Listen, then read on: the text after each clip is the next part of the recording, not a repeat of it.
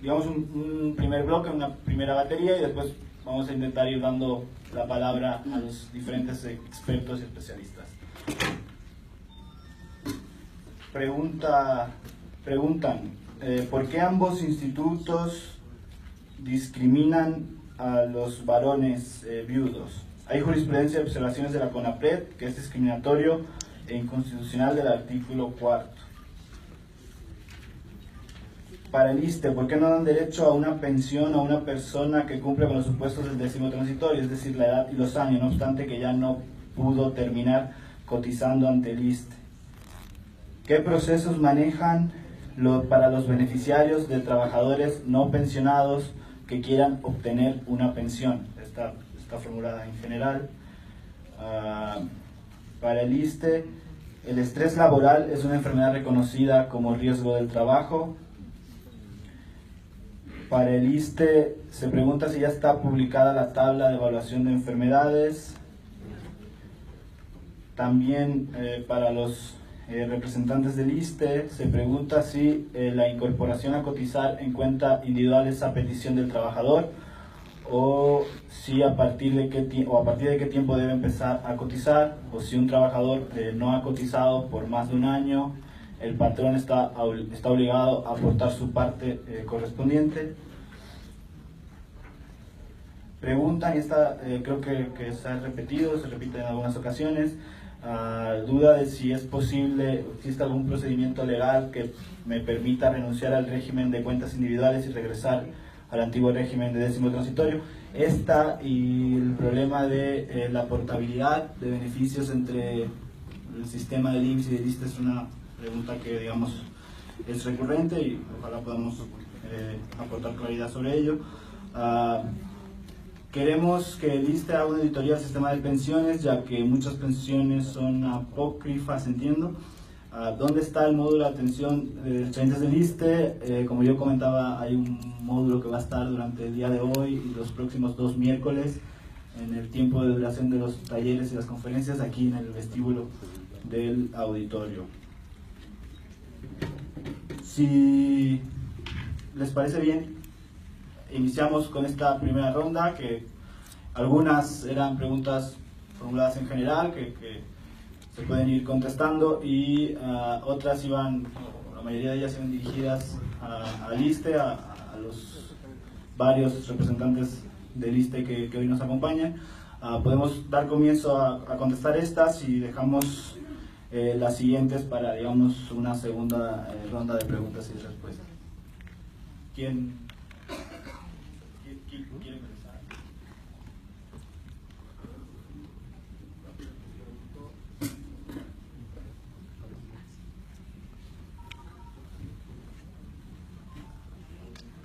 El que preguntó sobre la discriminación para los viudos y concubinos, les puedo decir que en el ISSSTE no existe esa discriminación. Nosotros pensionamos tanto a varones viudos o concubinos, y independientemente de que sean o no dependientes económicos, ¿no? Es viudo, le corresponde pensión. ¿Vale?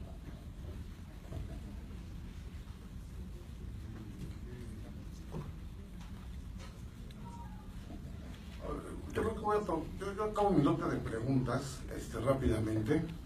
Esta a lo mejor después me ayuda el licenciado José Luis rápidamente. ¿Qué pasará con lo que se invirtió en el nuevo aeropuerto? ¿Quién perdió? En fin, es una noticia un poco distorsionada.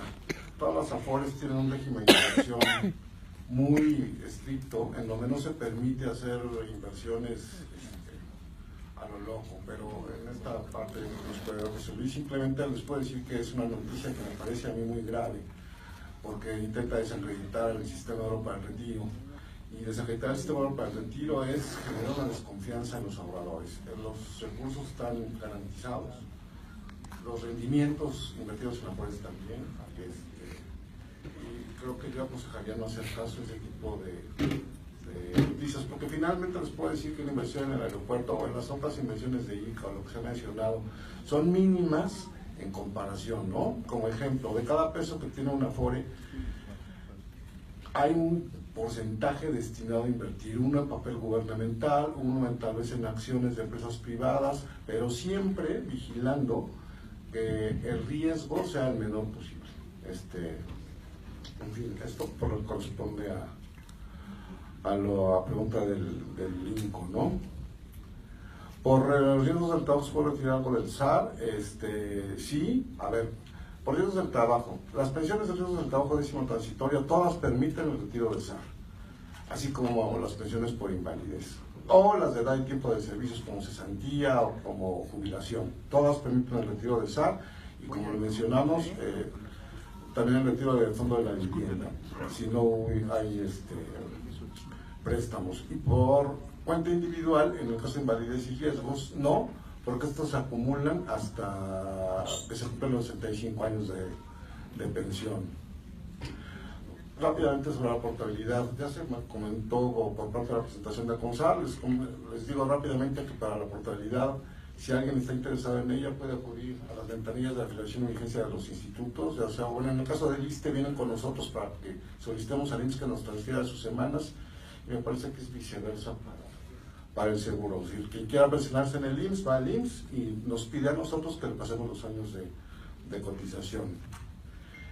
Lo que dijimos, bueno, ya quedó explicado. ¿Por qué los jóvenes pueden no tener dinero? Bueno, pues porque ya lo comentó José Luis de la CONSAR. Si ustedes hacen cuenta sobre las aportaciones, en el ISSSTE se cotizan 11.3 sobre el salario de cotización, en el IMSS me parece que 6.5. Si ustedes calculan eso sobre su salario de manera mensual, lo multiplican por 12 y luego por 25 años, y verán que la cantidad resultante pues alcanzará para pensiones muy bajas, ¿no? La pensión de retiro anticipado siempre es variable, siempre depende de la tasa de oferta, de las condiciones del mercado. No es una tasa del 3%, que una del 3.8, que una del 2.5. Rápidamente, para ejemplificar, he tenido casos apenas de pensiones que para un hombre cuesta más o menos entre 1.400.000 y 1.600.000, y para una mujer de 1.600.000 y un poquito arribita, y estoy hablando de personas solteras, ¿no? Con 56 años de cotización. A mayor edad disminuye este costo y a menor edad pues incrementa. Pero no les puedo decir un promedio porque todo depende de lo que les comenté, si hay derechohabientes, las edades y las tasas que ofrezcan las aseguradoras o que se definen por el mercado financiero, ¿no? ¿Cómo están los rendimientos en general? Entonces es una pregunta no posible de contestar así rápidamente. Ya contesté esta. Y si un trabajador falleciera a los 67 años y eligió cuentas vitalicias, ¿qué pasa con él? A ver, si un trabajador fallece a los 67 años, él tuvo la posibilidad de retirar todos los recursos de la cuenta individual y tuvo que haber comprado para pensionarse un seguro de sobrevivencia. Entonces sucederían dos cosas. Si dejó dinero en la cuenta individual, lo puede retirar su familiar derechohabiente. Y si no lo retiró, bueno, pues lo va a retirar su familiar derechohabiente. Ahora, este familiar va a recibir lo que es el seguro de sobrevivencia, que es el seguro que contrató el trabajador pensionado para poder transmitir la pensión idéntica a sus familiares, ¿no? Y bueno, ahorita si surgen más preguntas, las hemos contestado. Bueno, quisiera hacer unas respuestas de algunos de los temas.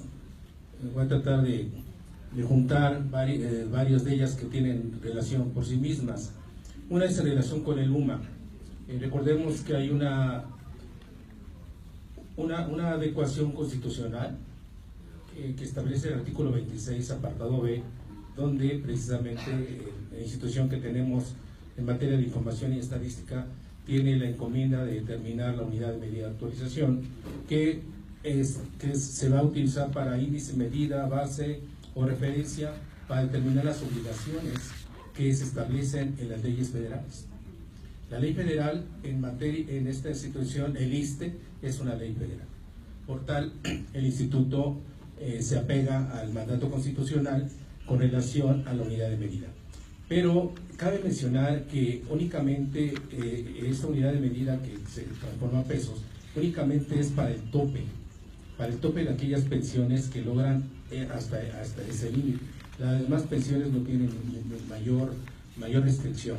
Entonces, y tampoco el instituto tiene ningún pronunciamiento legal en materia de alguna jurisprudencia con relación al ISSSTE. El otro tema son sobre las licencias de las enfermedades que no son del trabajo. Sobre esto, varias preguntas que nos dan. Quiero comentarles que el aproximado para pagar un trámite de este tipo son de 30 días. Antes los hacíamos con mucho más. Sin embargo, se ha agilizado en 30 días, pero también depende de la manera en que se interactúe con el interesado. Si el interesado al entrar al portal genera toda su información de inmediato, pues hay una respuesta inmediata por parte de la delegación. Es decir, la delegación le avisa que ya está bien y le dice que ya se puede presentar. Una vez que se presente, pues pasan aproximadamente como 8 días para generar el pago que corresponda. Por eso, en promedio, este tipo de beneficios que tenemos, que son aproximadamente como 1.100 los que generamos en el año de 2017, se han hecho de manera exitosa. Preguntaban algunas situaciones del tipo de enfermedades, de los trámites con relación a si se consideran invalidez o no. Quiero comentarles que en ese sentido, la siguiente semana hay una participación del Instituto en materia de riesgo de trabajo e invalidez. Entonces, independientemente a que la calificación de alguna de los padecimientos, enfermedades, etcétera, pues se hace un análisis precisamente por el órgano colegiado, los médicos, y determinan si ese tipo de enfermedades son provocadas de carácter laboral. Entonces, se lleva todo ese procedimiento. Sin embargo, la próxima semana se puede abundar más en el tema.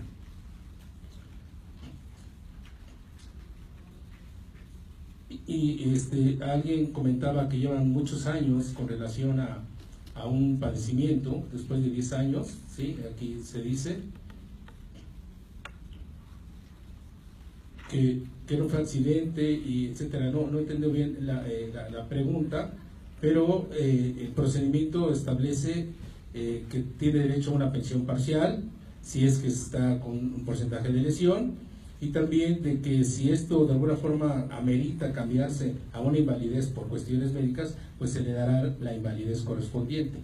Y aquí entran las compatibilidades o incompatibilidades. En materia del 10º transitorio, no existe una compatibilidad de las parciales con las de invalidez. Tendría que determinar en todo caso que se le diera la invalidez. Me parece que estas son, a grandes rasgos, los cuestionamientos que nos están haciendo en materia, pero hay dos que ahorita le vamos a pedir al licenciado Diego que la responda. Buenas tardes. Aquí. ¿Por qué no leen las preguntas como están hechas? Porque por ahí hay una donde dice que las sumas de 2016 a 2018 han disminuido 8 pesos con 36 centavos. Entonces, si las cotizaciones que les están tomando a los trabajadores es con el salario mínimo, así ven disminuyendo con el UMA. El UMA va atendiendo a la caída. Sí, yo he leído algunas, yo he leído algunas así literalmente, y otras todavía tenemos un segundo bloque que las leeré de esa manera, que están formuladas en general. Pero sí tenemos la necesidad, digamos, de avanzar y de tratar de agrupar aquellas preguntas que tienen contenidos, que tienen temáticas similares, ¿no? Y por eso, digamos, es más útil, más operativo, tratar de ir agrupándolas y que los expertos y especialistas pues, busquen responderlas, aunque no las lean, digamos, de forma literal, pero pues tratar de responder el máximo número de preocupaciones posibles, ¿no? Ese es el objetivo que estamos buscando. En este momento cedo la voz al licenciado Alfredo Valenzuela para que responda otro bloque de preguntas y continuaremos. Muchas gracias. Iba a responder el de tenemos algunas preguntas que están dirigidas sobre todo lo que es nuestro departamento de afiliación. Tenemos una donde dice que donde puedo registrar a sus beneficiarios. En este caso, bueno, tenemos los servicios digitales de nuestro portal, lo pueden hacer cómodamente en el portal, o si gustan pueden acudir a la subdelegación a realizarlo. También tenemos otros donde dice que quiere realizar pagos para lograr su pensión, otro de en cuanto a que le faltan algunos años para cotizar y cómo los puede hacer, otro que están relacionados con los pagos que hace el patrón. Todas estas preguntas sí les recomiendo que acudan a su departamento de afiliación de la subdelegación que les corresponde para ahí hacer la solicitud tanto de las búsquedas de las semanas que no les aparecen, también pueden registrar a sus beneficiarios, también pueden ver con qué salario los tiene registrados su patrón para que pues no tengan sorpresas al momento de pensionarse, pero sí les recomiendo que acudan al departamento de afiliación o a los servicios digitales de nuestro portal. Ahí van a poder obtener información sobre sus semanas, salarios, sus beneficiarios, toda la información que tenemos ahí les va a ser útil para poder atender estas preguntas. Por otra parte, hay otra donde nos dice que si puede seguir trabajando después de que le otorgaron su pensión de trabajo. Si esta lesión le permite trabajar, no hay ningún inconveniente y puede seguir trabajando hasta los 60 que pueda obtener la otra pensión de cesantía. El procedimiento para retirar los recursos en caso de no cumplir con las semanas de cotización, a pesar de tener 60 años, bueno, aquí tendría que acudir a nuestras ventanillas a solicitar la pensión en forma, cumplir con todos los requisitos, y si no cumple o no se le otorga el derecho, se le va a dar una negativa de pensión, con la cual esa resolución que se le entregue va a poder acudir a su Afore a retirar los recursos que le correspondan. Sí.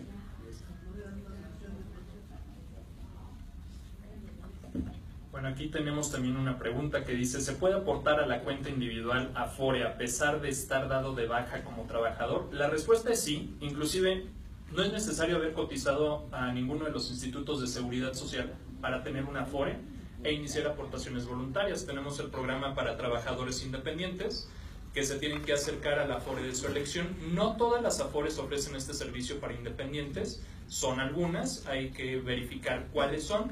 ¿Y qué nos solicitan? Muy sencillo, nos registran con la CURP, solicitan nuestro RFC y a través de aportaciones voluntarias yo puedo nutrir esta cuenta. Ojo, ese tipo de aportaciones voluntarias no da derechos pensionarios. ¿A qué me refiero con esto? No les da semanas de cotización ni años de servicio, porque muchas veces se confunde la modalidad 40, la de continuación voluntaria con el IMSS, o la continuación voluntaria en el caso del ISSSTE. Ese es un derecho adquirido que se obtiene si yo cotice a esos institutos. ¿Qué sucede si más adelante como trabajador independiente me vuelvo a cotizar?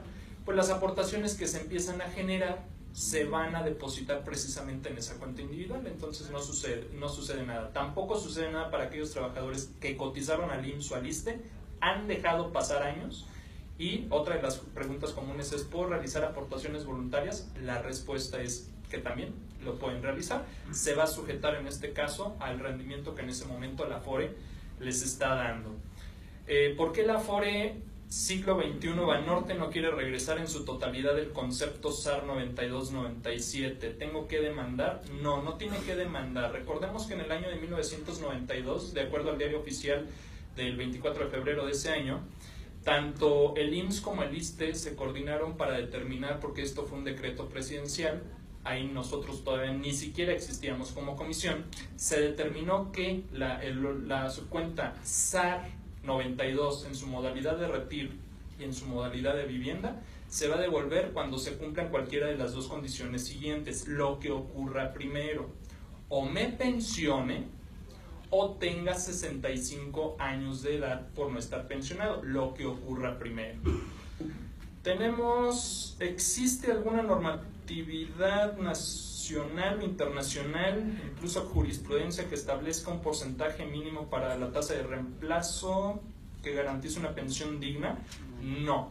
Lo que sí existe, y esto aparece en las leyes de seguridad social, es que las pensiones sí están determinadas a un porcentaje mínimo que no puede ser menor a ese mínimo. En el caso del Seguro Social, no me dejará mentir el licenciado Valenzuela, está limitado a un salario mínimo, y en el caso del ISSSTE es casi, porque no es exacto, si no mal recuerdo, son casi 2 salarios mínimos, que en este caso pues era la cifra que nos decía el licenciado Arámbula de 4,756 pesos. Menor a estas cantidades no se puede entregar una pensión.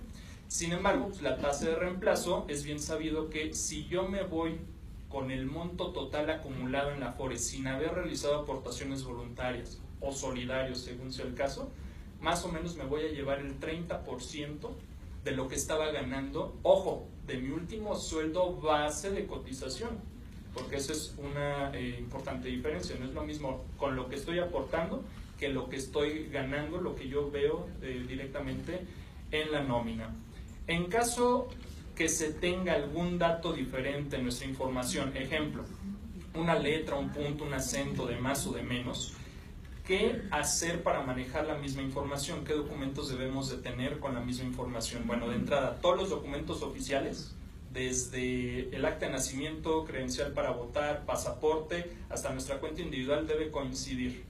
Porque indistintamente, de si ustedes van y sacan un pasaporte y resulta que el acta de nacimiento viene mal, etcétera, desde ahí va a votar siempre esa problemática. Entonces es importante verificar en todos mis documentos oficiales. El documento máxime es mi acta de nacimiento. Ahí viene si viene mal escrito el nombre, si viene abreviado, si viene con puntos, no puntos, etcétera. Y tal cual ese documento debe aparecer en todos mis documentos oficiales, en este caso en el estado de cuenta. ¿A dónde debo acudir? Evidentemente a mi AFORE. ¿Por qué?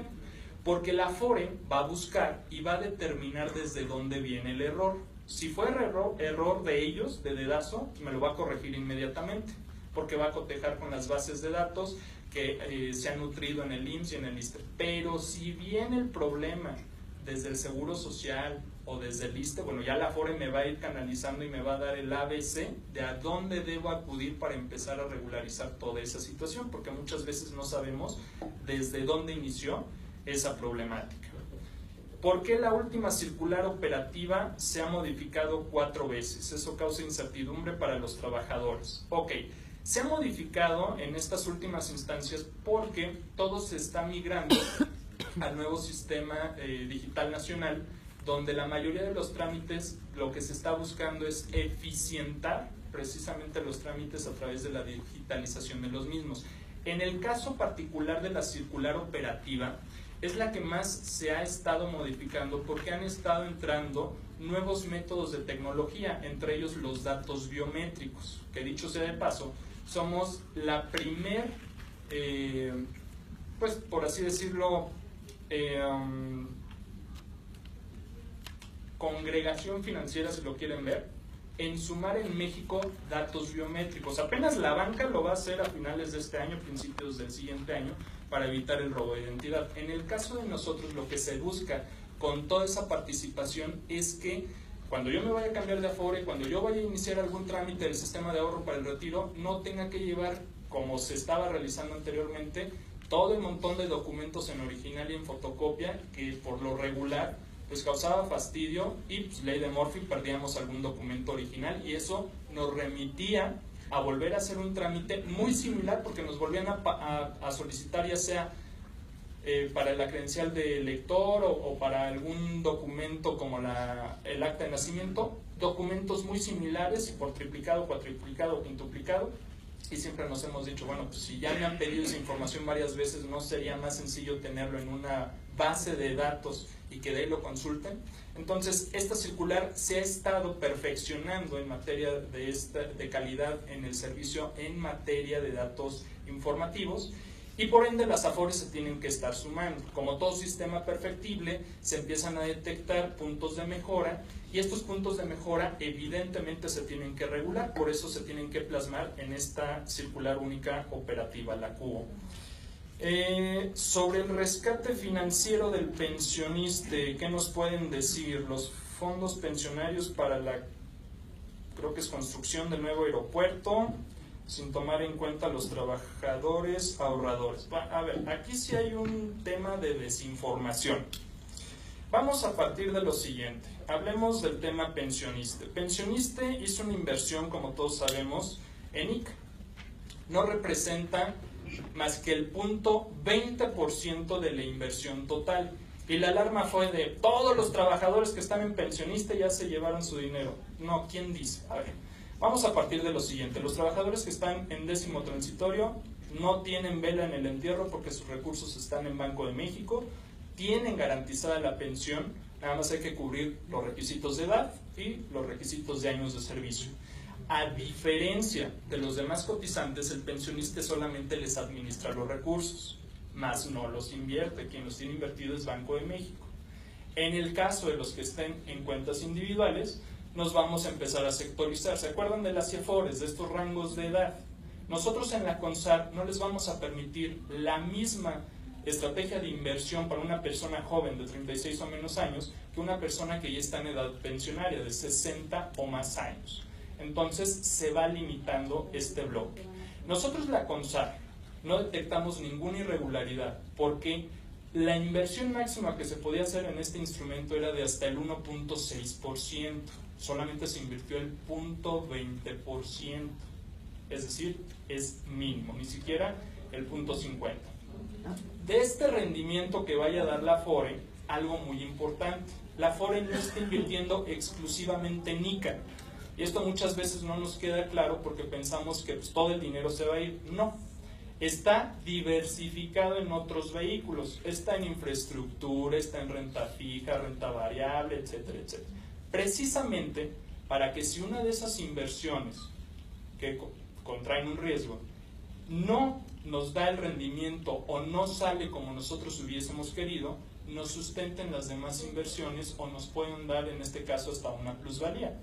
Habrá que verificar en los siguientes estados de cuenta si efectivamente afectó o no afectó, pero realmente hay que ver el tema de la inversión como algo a largo plazo. Estamos hablando que son pensiones que se van a pagar en 40, 30, 20 años.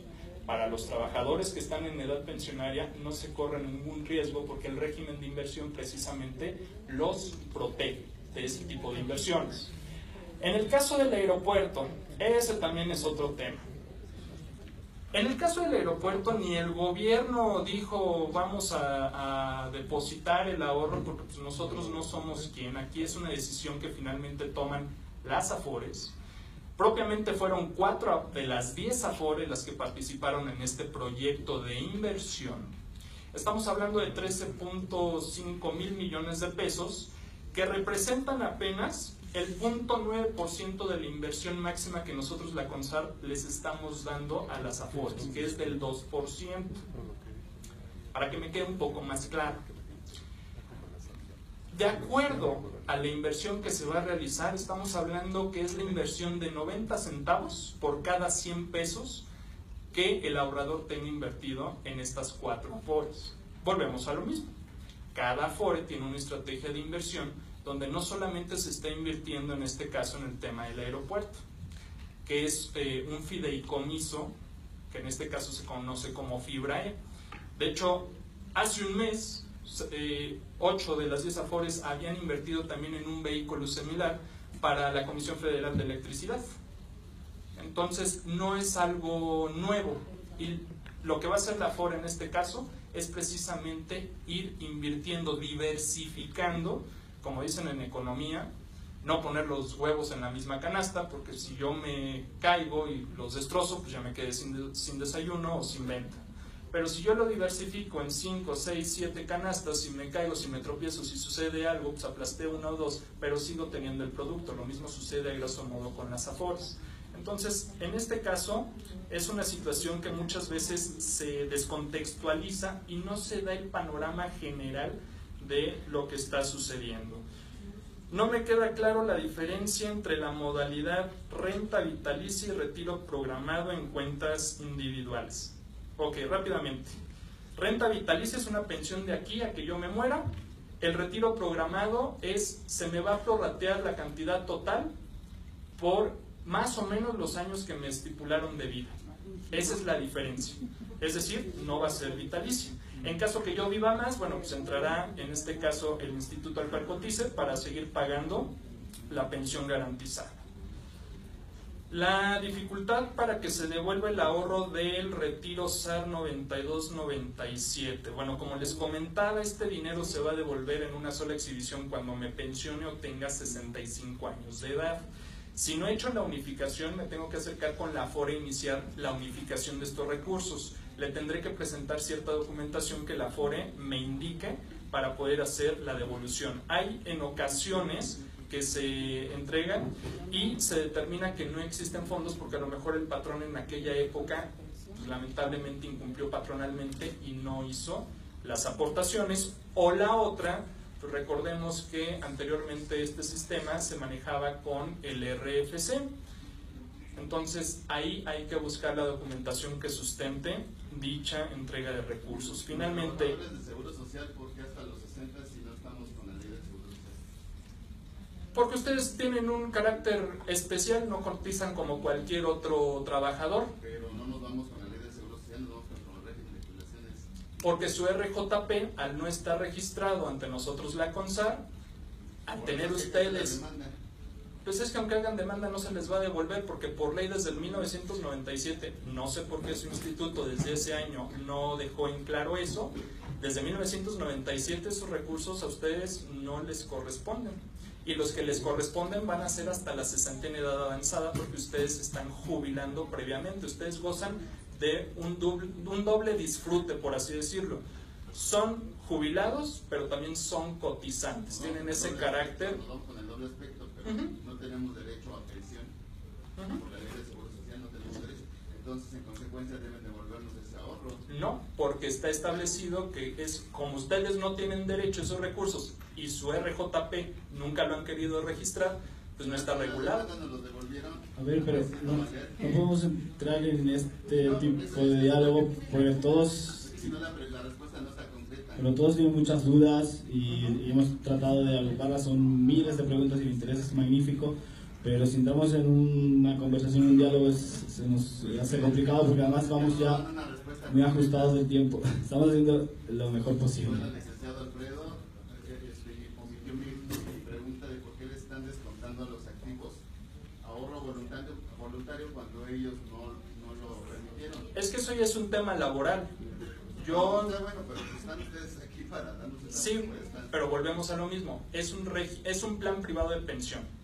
Si ustedes desde el año 96, la razón por la que no la han querido registrar, no sabemos.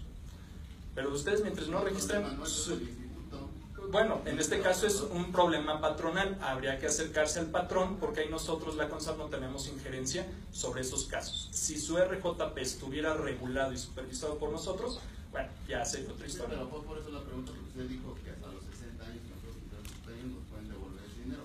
Lo que les corresponda de acuerdo al régimen de jubilaciones y pensiones, porque recordemos que acaban de tener una reforma y actualmente los que entren a cotizar ya cotizan como debieron haber cotizado desde el año 97, como cualquier otro trabajador al instituto.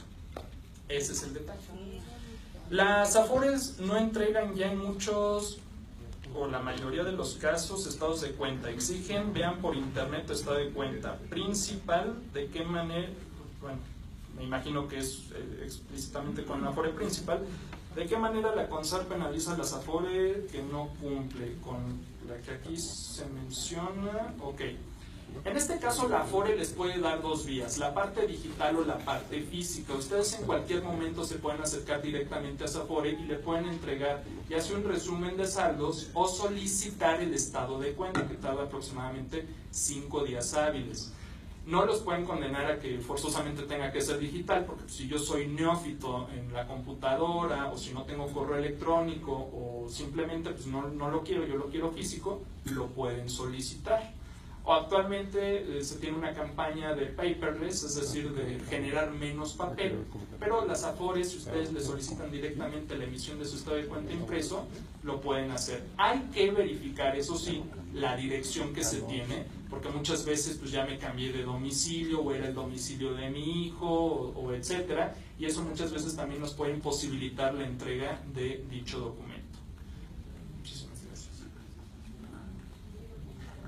Voy a hacer una última lectura de algunas preguntas ya para tratar de ir concluyendo, la verdad es que la participación ha sido magnífica, hay mucho interés, han formulado muchas preguntas y realmente estamos ya muy ajustados con el tiempo que inicialmente tenemos previsto. Se pregunta en general, más bien al ISSSTE, ¿dónde revisar la correcta información? ¿En qué momento hacerlo? En caso de la incapacidad total, el 100% es respecto del salario base o incluye otras percepciones.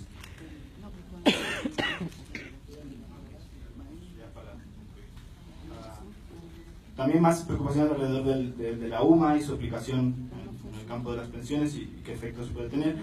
Más preocupaciones, estas se repite, yo creo que se ha tratado de contestar y me da la impresión de que en buena medida se ha contestado.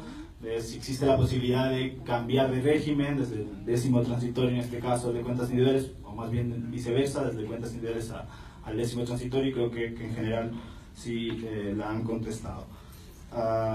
¿Por qué el presidente y los magistrados y legisladores federales, que son servidores públicos, no están en las AFORES?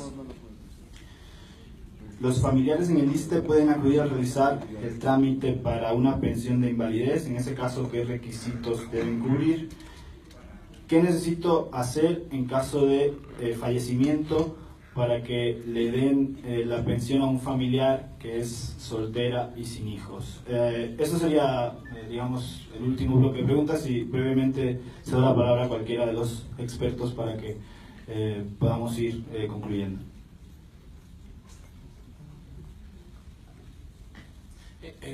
Con relación a la pregunta de una incapacidad total, tiene derecho al 100% del sueldo cotizable, ¿sí?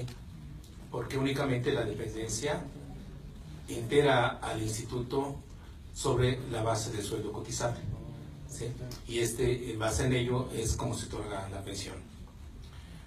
No se puede cambiar de régimen, ya está establecido por ley, que el que se eligió es el que prevalece.